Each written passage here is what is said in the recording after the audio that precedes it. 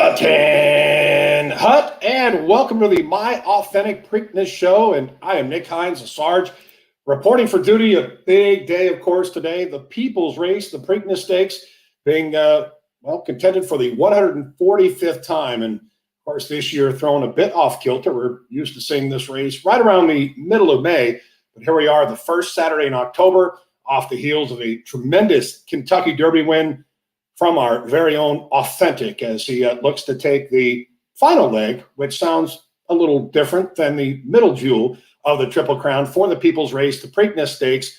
Without further ado, I would like to welcome in, of course, my friends and associates and those that make the show happen. Of course, the lovely Miss Hannah Bloom and our California racing manager, and the guy that I would say is pretty much the unsung hero in the elements here, Joe Moran. Ladies and gentlemen, good day. Happy Preakness Day. It's all about Authentic. Yes. Excited. Yep, happy Preakness Day. All right, you're both looking smashing as expected. And of course, this is a great show. And, you know, the one thing to consider, the fact that Authentic, with a tremendous rating from what he's been able to accomplish coming off of another sharp numbers effort, visually, his most impressive effort to date. I want to remind you all that your hashtag MyAuthenticPreakness, and show us how you are watching and celebrating. And let's take a look back and kick things off with a recap from the best day ever, the first Saturday to May, the greatest 2 minutes in sports, the Run for the Rose of the Kentucky Derby, Authentic in front. They're all in line. We're ready for the start. Number 18 is Authentic. They're off in the Kentucky Derby. John Velasquez, trainer Bob Baffert, is second all-time in wins for the Kentucky Derby. 5. Authentic did not break on the lead here. Tis the Law is out quickly. Tis the Law. He is the heavy favorite. And here he comes right up alongside of Authentic. Speed is his weapon. And they're into the stretch. If he can get out there and get a nice rhythm, he'll be very tough. Authentic is dragging in. Authentic, tis the Law. Here's the wire. Authentic has won the Kentucky Derby. Chills right away when you watch that video. And I think the best part is the end of that video when you see Joe Moran, Joe Mishak, and Michael all jumping up and down, and that they got it on NBC. That was just too good to watch. Yeah, no doubt. And Joe, obviously being right there in the heat of the battle, I know that, you know, I guess the fact that we're dealing with the COVID-19 pandemic, things are different, but I can imagine that you being there in the midst of that had to have been an all-time feeling. Oh, yeah, absolutely. My first Derby ever, and to be a winning one, regardless of the crowd not being there, it still felt like a crowd was there when the race was going on. That excitement that, we use the word surreal nonstop. I think myself, Michael Behrens, and Joe Mishak, I think we said to each other throughout that night, we just won the Derby about 100 times because it really didn't set in until probably a week or two later. Yeah, it's still, again, kind of a surreal feeling, obviously being out at the sales, both at Fazy and Keeneland, having spent so much time together along with Joe Mishak, and, just kind of reminiscing in a short window and just kind of looking at ourselves and kind of essentially having to pinch ourselves to ask ourselves, is this really happening? Well, of course, the first Saturday in September, which was formerly the first Saturday in May, this has now become the first Saturday in October for the Preakness Stakes. As mentioned, the 145th run. Your Hall of Fame trainer, Bob Baffert, will try and become the all-time winningest with his 8th in a tie right now with R. Wyndham Walden for the all-time winningest trainer. What's interesting about Johnny V, this is actually, he'll be looking for his first victory in the Preakness Stakes. So, wow, it definitely looks like a major time, big-time opportunity for him. And speaking of Johnny V, let's hear from him directly on how he feels about today's big race.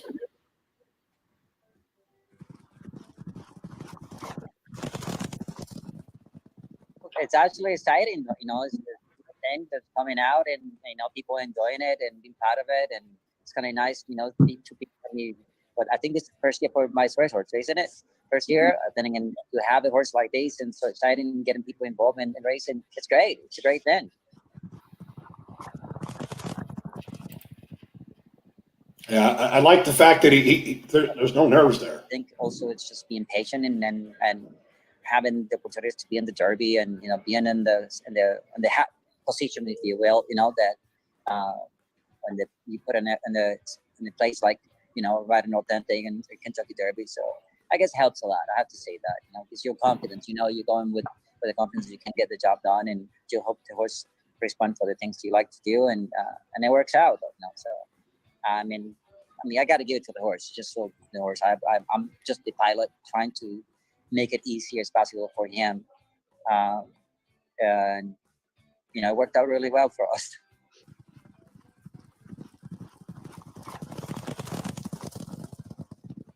Had many conversations at Jeff Ruby's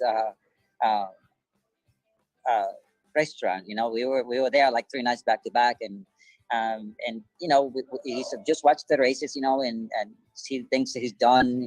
From the gate, he's done something that he's kind of spooky, or even down the stretch. So I think he's coming along from since then. But he looked quirky stuff, things like that. And so I watched all the races. Don't worry, I'm kind of aware of what he does.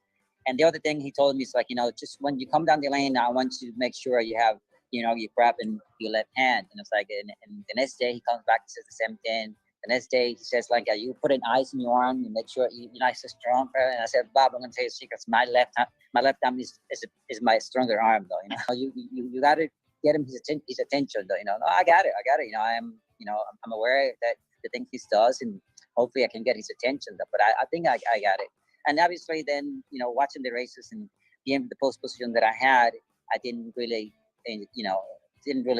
like where I was, basically because you're in the last in the gate, and normally they don't wait very long for the horse to be in the gate, to open the doors. So I talked about, this bad position, not because we are out there, just because we are the last one in the gate. And I know he's not very quick from the gate, and if he's just not really ready, we might break a little slow. But, we got a good position where even if he breaks slow, try to, he told me I like to let him go to the lead. It's like, if he's behind horses, he's going to be pulling you a lot. So, if that's the case, we get to the lead sooner or later. I just don't want to get to the lead way too soon when I'm rushing him to get into the lead and then not having anything to fight down the lane. And it worked out good. He broke a little slower like I was expecting, and I kind of let him get together. And by the time I got to the wire for the first time, I knew where I was, and I know where the speed was, and I kind of let him get comfortable. By the time he got to the first turn, he was on the lead anyway, and that's the way it worked out for us. And obviously, the horse to be was just the law. I'm kind of waiting for him, kind of taking to my side, and I know he was going to come outside, but it's just racing. I was kind of leaving the space and inside. No, he's going to come on outside. When I looked, he was on my other side. Sure enough, I got my left-hander, my whip in the left hand, and as soon as we got down the stretch, I got after him. He responded right away. So to just like Bob thought, just get his attention, and he, put a really good effort, and I'm happy that I was aboard on him.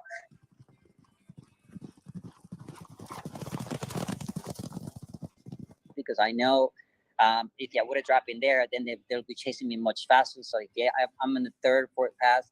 I know they was going to be waiting for me to drop in, and then I'm forcing them to be outside of me. They're not going to be inside, that's for sure. They know I'm going to trap them in there, so they will have to work much harder. So they don't have to go outside of me. They have to go much wider than me, and that's the way it worked out. Knowing that the Tislo will have to be in the outside. So it's like the idea of this thing is making him work a little more harder than me, and by the time he comes with me, it's going to have to work a little harder, and that's the way it worked out. So one of the things that you dream and you plan, and the horse responds for the things you want to do, and he did. So I'm very proud that the horse did it.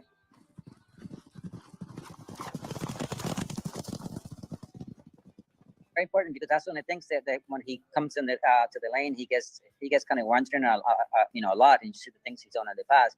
I did purposely wait for the horse to get next to me before I did ask him to do anything. And when the other horse gets to me and then did ask him to do something, and he responded right away. And that's the greatest feeling you can ever have, when you're riding a horse or a race like this, that he responded right away. So great feeling.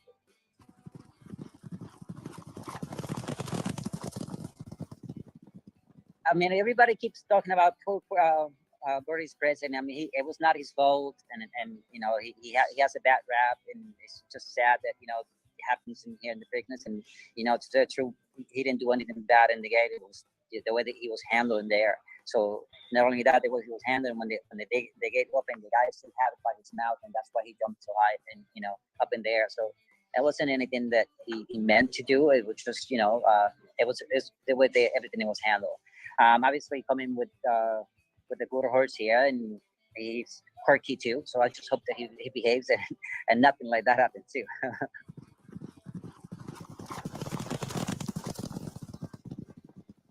Very much like the Derby, I think they know that my horse is fast. I know my horse is going to be on the lead, so they're going to have to run much faster to be on the lead, if they need to do it, though, so it'll be the same thing. But I'm going to come out running and see where we are, and I see what they're doing.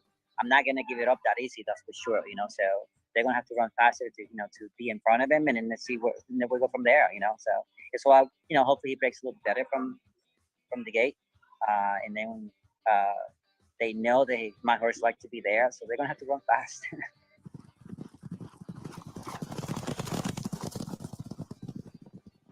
What happens like this in the Triple Crown, you're always going to get fresh horses from somewhere that didn't run the Derby, didn't run Belmont, something like that. So that's what makes the Triple Crown very, very difficult. And your horse have to be the best no matter what. And for them to run in the Triple Crown and come back right after race, it's really tough. But yeah, you depend on your horse. So if the horse is doing good and it has the same energy they had in the Derby, I mean, it would be really, really tough to beat though. Like I say, strategy-wise, we're going to play just basically the fast Derby, see what they wanted to do. But like I said before, they will have to run faster, to be in front of them. And if they do that, I know I got a chance that they have to work much harder than my horse had to do, and then I have a better chance.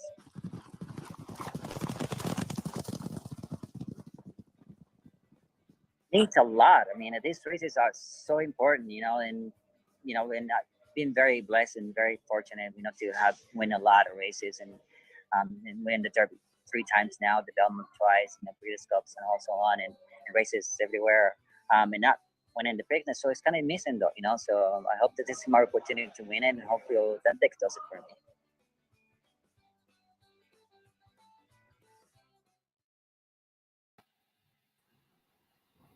Well, there you have it. Johnny Velazquez, your Hall of Fame rider who's won in excess of 6,000 races. And, when you think about the fact that he's had the success in the Kentucky Derby, in addition to the Belmont, and that one element that is missing, of course, is the Preakness Stakes. But with the 145th running, I want to remind you, be sure to hashtag #MyAuthenticPreakness. And Hannah's going to touch on this in a little bit in reference to the fans out there. We want to hear from you. And I know there are those from all around the world. Adelaide, Australia. I believe I saw Hawaii on the marker, the East Coast, the West Coast, the central part of the United States of America. And it truly is a most exciting time. Well, it's interesting when you look at the handicapping aspect to Joe Moran. I know that you and I had talked about this.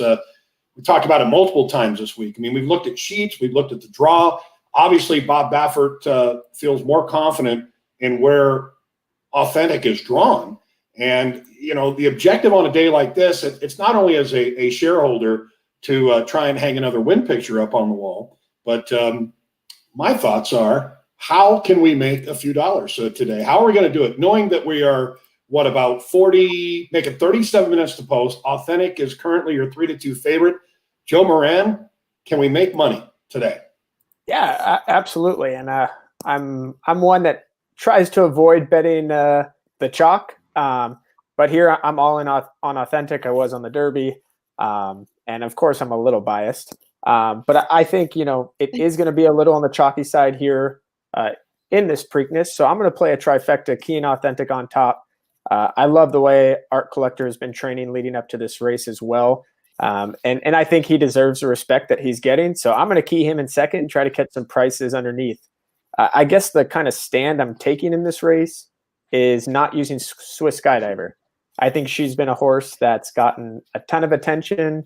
I think she's going to try to contest the pace, which I think is going to be asking an awful lot of her to go with Authentic or even Art Collector, who's probably going to show some speed. And she's been through such a tough campaign.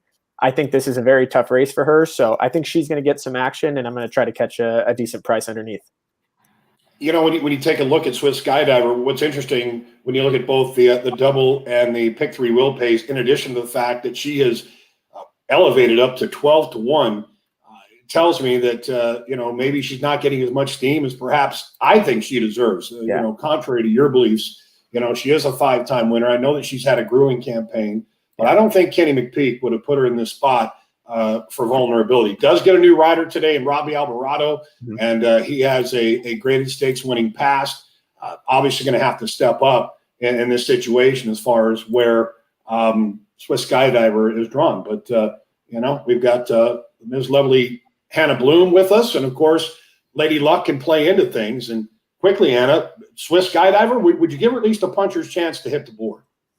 Well, again, I'm no pro handicapper here, so I definitely think no one should really listen to me in my opinions. But I am. Okay, well, thank you. I think going off Joe's kind of take on it, I agree. I think it's a very tough spot for her, but she's laid it all out on the track before, so we'll see. It's definitely a tough spot for her in this race, though. All right. Well, I think the key for her is where she is drawn. And being a filly, she does get a little bit of a weight break. I think the interesting horse here is the 1,000 words, not 8,000 words, but 1,000 words, who unfortunately flipped in the paddock and injured Bob Baffert's longtime assistant, Jimmy Barnes, who was not able to make the trip due to a broken wrist. And 1,000 words re-adds the blinkers.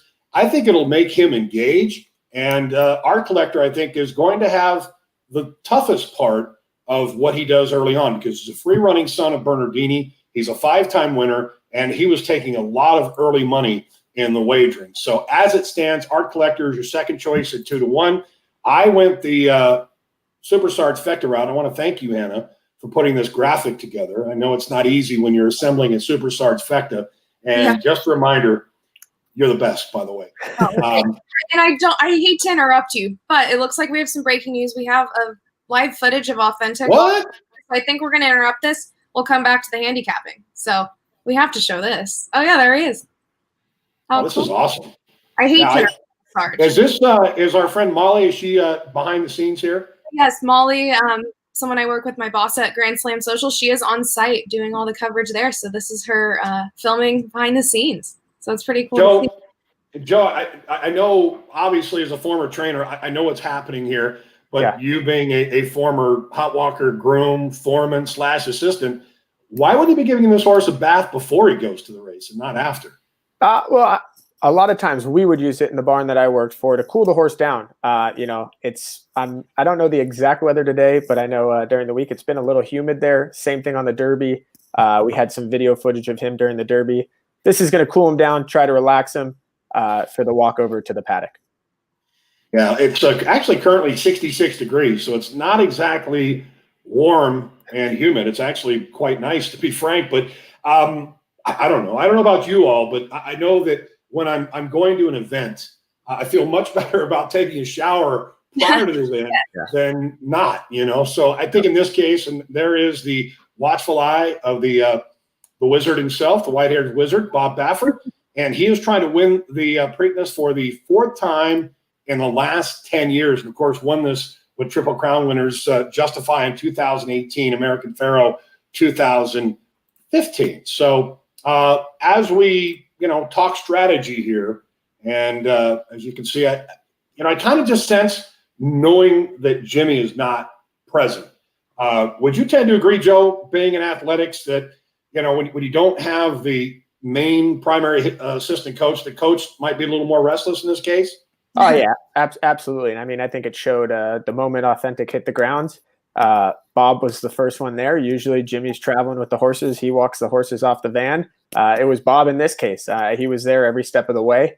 Not that he's not capable of doing it, obviously. He's the main man. But, I would definitely say it would be a little more restless not having Jimmy there. It's the comfort. Yeah, I think Bob just needs to be careful of the windup there. You can see that Authentic. If you remember that post, you were there, Joe. A scary scene there when the ribbons, it tripped him up, and Bob was fortunate not to have been in a hospital bed next to Jimmy Barnes in that case. So this is awesome. I love the behind the scenes. The walkover for me for any race is a feeling like none other. I've been a boxing fan my entire life, but horse racing obviously trumps boxing. But in that case where you have the fighter that comes out, the only thing that might be missing here is the entrance music. I'm not sure. I'm thinking of the New York Yankees, Joe, because I know you're a Yankees fan. But what was that Enter Sandman for Mariano Rivera back in the day? Yep, absolutely. Wouldn't it make perfect sense here for Authentic? And absolutely. Right. And I think as far as the skeptics, do you think there's still skeptics on Authentic? Or do you think people believe in him now? Or do you think he still has something to prove? Well, I sure hope they believe in him now. If they don't, he sure deserves it. Yeah, he's trained, just as good coming out of the Derby. So I think he deserves all the respect that he should be getting. Yeah. All right. Well, as you can see, Authentic making his way over. We are approximately 31 minutes to post time. And just for reference, letting you all know, as we take a look at my Super Sarge Preakness Fecta, no, I did not get paid by the word and number in this case. But once again, thank you, Hannah. Of course, the one behind this, Shona Rosenblum, does a tremendous job. And salute going to you. So I ended up keying Authentic on top. Unlike a lot of folks, I don't feel as if he has to have the lead. And I think while Johnny V gave us the impression he was going to run and gun early, if you go back to that Kentucky Derby, he didn't break all that sharp. He's going to need to break sharp today because it will be that shorter run into the first turn. The Preakness Stakes, 16th to a mile shorter than the classic distance of a mile and a quarter. So I went ahead and put Pneumatic in. Unfortunately, he seems like the wise guy horse. I hate that in this situation because I was hoping to get better bang for my buck. He's 13-1 currently on the board, but essentially went like you, Joe. Art Collector, I think he's the real article. I think he's legitimate. So I keyed him underneath in second with Pneumatic. Threw some bombs there. A 50-cent play is a $35 cost. So check it out. Of course, you can play at tvg.com or whichever ADW or whichever racetrack you may prefer. So we've got exciting things today, and I know that we kind of, because of that little footage there from Authentic, breaking from our good friend Molly out there in Baltimore. I wanted to segue to a really cool segment here with an award-winning rider. And if you all remember, of course, the real life Seabiscuit, and one Laura Hillenbrand, who is actually a share owner in our own Authentic. So it just kind of all comes together. And of course, the book Seabiscuit would eventually move on to bigger, better things on the big screen. So let's take a look and catching up with Laura Hillenbrand. Scott Hazelton. We're pleased to be joined by Laura Hillenbrand, the author of best-selling novels such as Unbroken and, of course, Seabiscuit. Both of those novels turned into featured films and outstanding ones, Laura. But we're here to talk about horse racing, and you're involved with Authentic, which we'll get to in just a second. First of all, how did you become so interested in thoroughbred horse racing and leading you to write the wonderful novel and eventual movie Seabiscuit? Oh, thank you for the compliment. My father used to take me to Charlestown Racetrack when I was a very little girl, and I fell for it then. I've never been a bettor. It's all been about the beauty of the horses and the athleticism of the horses and jockeys for me. And it just was kind of a continuous line to writing about it one day. From Charlestown, did you get a chance to go to any big races when you were growing up with your father? I grew up in Maryland, so I went to the Preakness every year in childhood. I was there for Genuine Risk versus Codex. I was there for Pleasant Colony, Aloma's Ruler, Deputed Testimony, all those great ones from when I was a kid. They're absolutely wonderful. We'd stand at the finish line, get there at 6 o'clock in the morning, stand there the whole day and scream.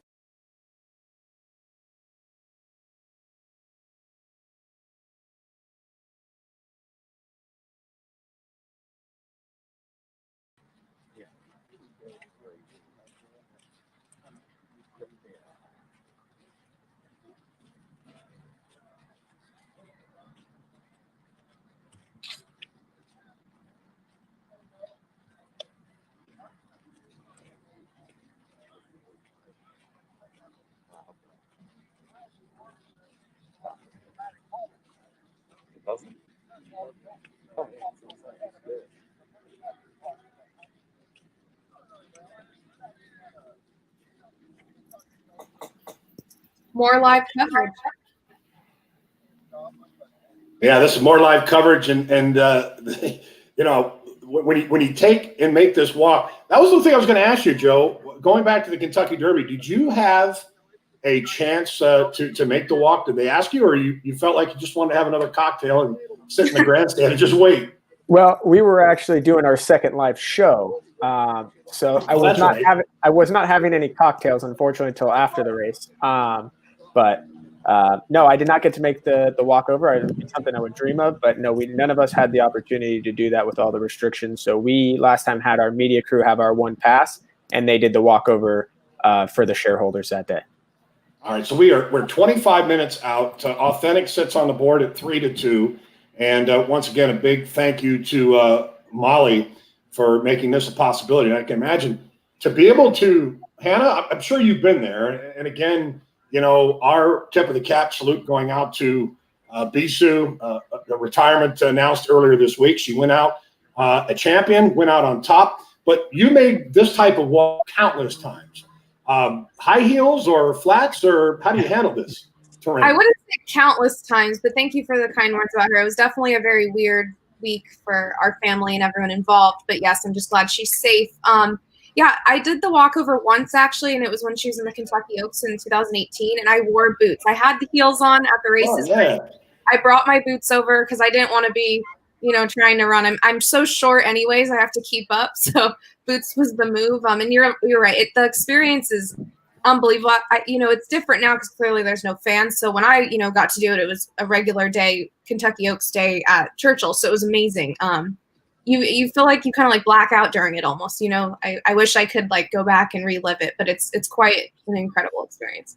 It's just a lesson learned that, you know, when you have these types of opportunities, and again, for the thousands and thousands of shareholders out there and those fans that are tuned in right now, you know, this is a time that you get in that moment and you cherish that moment. It's much like going on a family vacation, for example, whether, you know, obviously both of you at this stage of the game aren't married and don't have children, but being a father and having a wife and obviously going through some personal things on my own end of things, it's, you know, you really got to grasp the moment. And I think it's important for the micro share owners now, as we try and load the cannons with nice stock going forward with young horses with much promise, be in this moment, knowing that today is October 3rd, 2020, and you are a partner in Authentic. I can't even imagine. I would have liked to have had a camera and a video of the faces when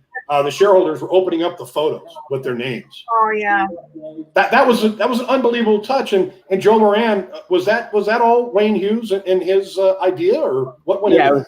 A big part of Wayne Hughes and Michael Barron's our CEO, and they thought it was just you know, a good ending to just an unreal experience to the Derby, and it sure was. We had some great feedback.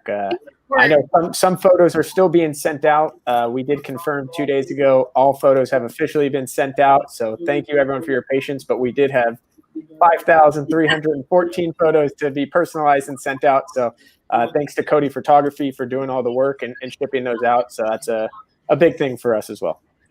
Yeah, and there's the walk, Bob Baffert making his way over. And, you know, that was the thing I was going to mention, Hannah. You talked about being shorter as far as your height is concerned, but, you know, Molly's taller. So I would kind of envision that little foot race with you and Molly to the paddock kind of being like Zenyatta and Wiggs. But you're both champions in my mind. So that's awesome.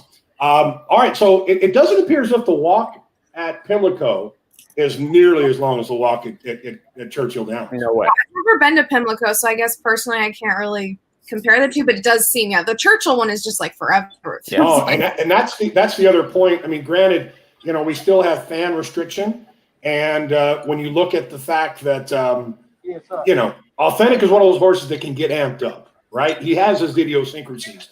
So when you consider the fact that the Derby was only owners allowed, and in this case at Pimlico, it's obviously a controlled crowd. I think it's you know, I think the fact that he had a shorter walk is a positive, wouldn't you say, Joe? Yeah, no, absolutely. And the one thing I'll say in the Derby, not being inside the paddock, but being right outside, watching him, even through 1,000 words during the time of him having his motions of craziness or his moments of craziness, he did not budge in his stalls. One thing I was super impressed with him, he was poised the whole day or whole time before the race. So I was super pleased with that before the race. And I thought his walk over, he was a little bit on his toes, but he looked very well walking over. Yeah, I All mean, right, even if he was getting host off, he looked great. He wasn't kind of messing around or anything, knock on wood. But Yep. Yeah, I think he looks. Composed today as well. I think the 4 weeks is key as opposed to having come back in 2 weeks. And if you watch the workouts throughout, this past week, his workout was nothing short of sensational. Yeah. All right, we're going to head back to our nice little segment there with Laura Hillenbrand, award-winning writer, and of course, an even better person. My head's off. It was great. Well, it's too bad you can't be there this year, given your involvement with Authentic, and we'll get to that in a second. But before we do, take me to the planning and the lead up to writing the novel Seabiscuit. How did you first come up with the idea, and how long did it take you to put in the research and ultimately write the book? When I was 8 years old, I went to a fair, and there was a table of books there, and for a quarter, I bought a book called Come On Seabiscuit. I read it so many times the pages fell out, the cover fell off. I still have it wrapped up in a rubber band. And I learned his story that way. When I became a racing writer, when I was an adult, I went back to the story and discovered a whole story no one had ever told before about the people. And went off from there and started working on it, thought it could be a book, and it was. A great book, and certainly transitioned into a wonderful movie. For anybody who hasn't seen it, I'd be shocked if they haven't. You need to get a hold of that book and put your eyes on that movie following the reading of that book. But Laura, My Racehorse, you're involved with them. You're a shareholder with Authentic, and what a ride it's been so far after his Kentucky Derby victory, now on to the Preakness. How did you get involved with My Racehorse and ultimately decide to buy into Authentic? A dear old friend of mine named Richard Glover, who is a former racing writer and editor, sent me a message saying, I'm going to invest in this horse through myracehorse.com. It's Authentic. Do it with me. Let's do it as friends. And I said, great. And I contacted some of my friends, a bunch of them bought shares, and we all now have a little tiny piece of the horse. And we're hoping one day we can take them home to a backyard and have him as like a pony ride pony once he's done. We think that's realistic. You might have to fight with the folks at Spendthrift after he wraps up his racing career for that one. But going back just a few weeks ago now with the Kentucky Derby, what was that experience like? You know, I think for me and for an awful lot of people in racing, the thing that connects us to the sport, the thing we're reaching for, is to be able to connect ourselves to these incredible athletes and the people and the animals, and to try to connect ourselves to the character and the speed and the beauty of a horse. And I think that's a large reason why people buy racehorses. But people like me can't just buy some big dollar racehorse that can run in the Kentucky Derby. And it was so much fun to be able to share a little bit in that experience, finally, after watching it my whole life, to be able to be screaming as the horse ran down the stretch. And in a little tiny way, it was my horse. And everybody who experienced it, who was on board with My Racehorse, had that same feeling of, wow, this is a little bit of me that's running down the stretch right now. It was such an experience of jubilation. I'll never forget it. Just wonderful.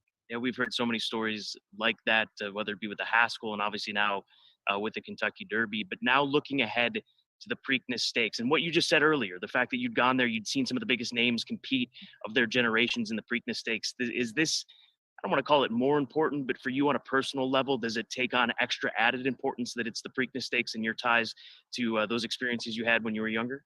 Yes, for me, the Preakness is the big one of the Triple Crown for me, because I was there every year and because I had a really intimate experience with that race from early childhood. That's the one that I'd like to win.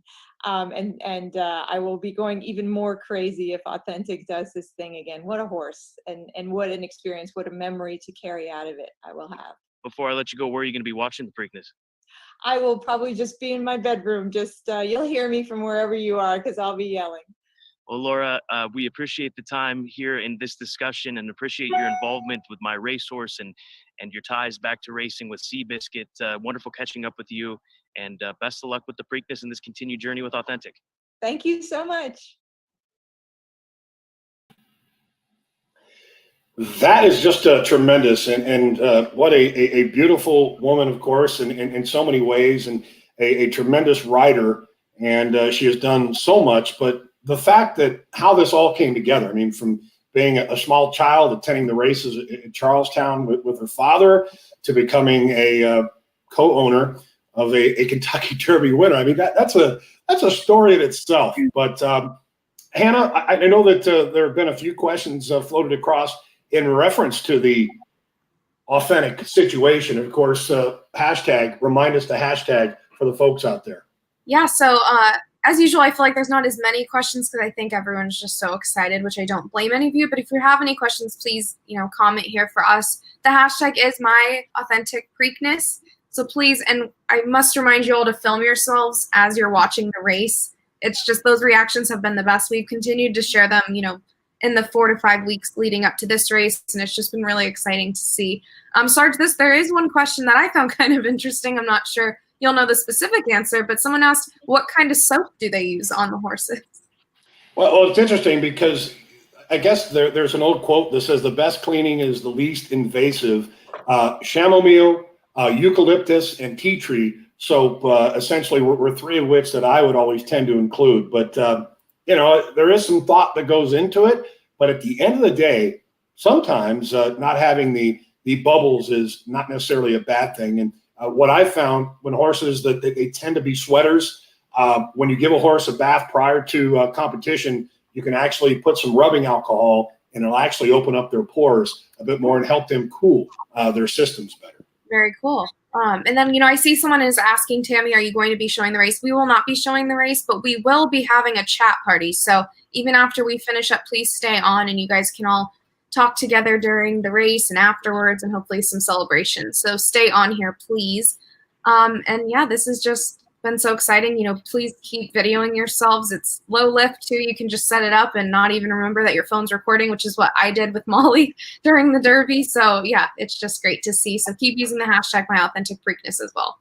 I'll even say, go ahead, Joe. Yeah, I'll even say for those filming yourself celebrating the race, I got so many comments when we got back at the track from trainers outside of my racehorse, owners outside of my racehorse, track employees, just said how awesome and how cool it was to bring people into this game and see the pure excitement, because that's what it's all about. And I just want to, encourage everyone to keep doing that. And it's awesome to see. We love it. And it seems like all of our owners are enjoying it as well. Yeah. And this is a moment to do what you do and love to do. And I mean, obviously a dream of owning a racehorse. I know that when I was very young, and I used to kind of clip and paste, programs together. Yeah. Obviously my dream to become a trainer, but as an owner and being part of what would be the third leg of the Triple Crown, which essentially was the middle leg, the People's Race, the Preakness Stakes, Authentic, and certainly will be exciting and look forward to those videos.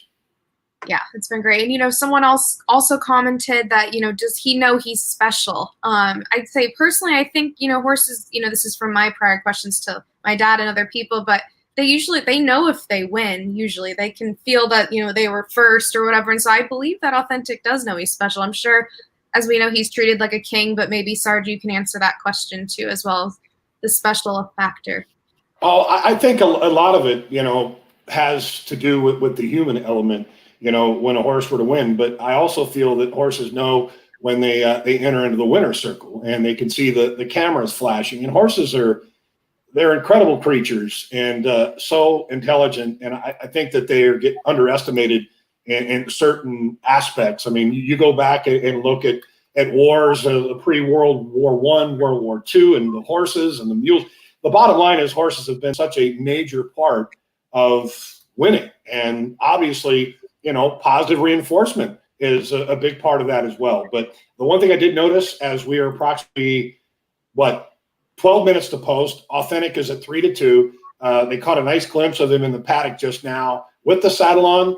And if there were ever a horse that had the look of Eagles, he certainly is on point. Wonderful. We do have a question now. People play today. I'll head to both handicappers here for more information. Joe? Yeah, I'll start it off. Well, you know what? He's known to break a step slow. But to me, after the Derby, it doesn't even bother me. He is so quick. He has this acceleration to make up for, hopefully not too poor of a break. But if he's a step slow, he's able to make up for it. I know Sarge says he doesn't need the lead. Personally, I went through the form again. I just don't know if there's anyone quick enough to go with him. Even if somebody tries, he is so quick and can do it so easy. I just think the run into the first turn is still long enough that he can make up the ground and get over and hopefully get the lead. Well, again, I think it's crucial for him, unlike in the Derby when he was fortunate enough to have made the lead despite not breaking well. Yeah. It is important for him to break today, regardless of whether or not he ends up on the lead or not. I think the fact that he's mature, he's a man full, I think he's learning. I don't think rating will be an issue, but knowing a Hall of Fame trainer and his instructions to a Hall of Fame rider, it's go time. Yeah. And I think the one thing that you touched on after the Derby, and it was a great point, was that it almost, when he didn't break perfect, no one really went for the lead and almost was waiting for him to get the lead, which allowed him to get that lead easier. I don't think that will happen today. Like I said, I think Swiss Skydiver and Art Collector is going to put some pressure early. I just think his speed will overcome it all, hopefully. All right. Well, Hannah, remind us and the fans of what they need to do to submit those videos. And, of course, those opportunities at myracehorse.com. You're doing a tremendous job in the social media aspect, keeping us informed. And, of course, Joe, as far as keeping the partners updated on a daily basis on how their horses are doing from left to right to left all throughout the country. Well, it definitely takes a village. It's not just me, but I appreciate it. So thank you. And, the updates help. So thank you to both Joes and to the whole My Racehorse team and you too, Nick. So I'll keep drilling it. It is the hashtag #MyAuthenticPreakness. Please, you can use it on any social media platform. You can tweet it out, put it on your Instagram story. We want to see those reactions. We want to see those thrills. So please continue to, use the hashtag. It doesn't even have to be a reaction yet. If you're just excited about the race coming up, let's see your scene, anything. We want to see it all. So we'd love to see those reactions specifically, though. I know I'll be videoing myself as well. All right. Well, I guess on that note, Hannah, Joe, once again, this has been a tremendous award-winning show, if I may say. I also want to thank Laura Hillenbrand for taking out her valuable time, Scott Hazelton, who does such an exceptional job, not only on TBG with Keeneland, but working with us here at myracehorse.com. I want to salute each and every one of you out there for tuning into today's show. Without you, there is no us. And thank you for coming on board the My Racehorse train, getting set to leave the station here in about 9 minutes. I'm going to sign off. Joe, it's been a pleasure. Hannah, always remind the folks on what they need to do. So no, don't leave yet, please, all of you watching. The live chat will begin now. We'll have some questions and just fun things to talk about with your fellow owners leading up to the race. So stick around, and thank you for watching our live portion.